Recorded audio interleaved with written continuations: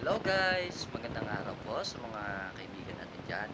No, nandito po ako ngayon sa bahay ng lola ko. At together with my family, we are just here for another content videos. Pero alam nyo ba guys, na may mga pagkakataon minsan na masasabi natin na sa sarili natin na hindi inaasahang pangyayari. Minsan, masasabi nila, tama na, pagod na ako. Ayoko na. Ito yung anak ko. Sila yung mga inspiration ko. Alam mo, as a security guard, marami na ako na-apply na kumpanya. Marami na ako napuntang establishment. Pero isa lang ang tanong ko, bakit meron pa ring mga agency na di naman lahat, pero meron pang mga agencies na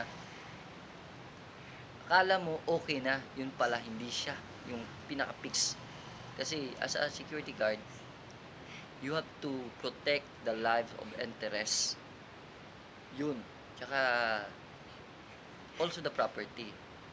So, minsan pagod magbantay pero kailangan mong gawin kasi establishment nga, property. Babantayan talaga. Pero minsan hinahamak ng mga tao yung security guard. Kasi sabi nila, secure ka lang, wala ka dyan. Pero wag ka, yung mga secure na yan, na minamaliit mo, kung minsan, yan pa yung nakakatulong sa'yo. Kasi,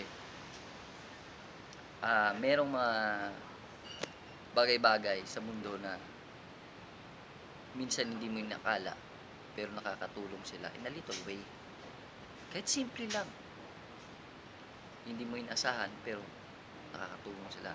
So guys, um, thank you sa mga followers, thank you sa mga nag-likes, tsaka please do support my videos and uh, gagawa pa ako ng mas maraming content at hopefully sa mga ilang darating pang araw makakatulong ako sa mga tao, especially no, pinapray po natin yung mga nagkakalindol ngayon sa mga iba't ibang panig ng mundo.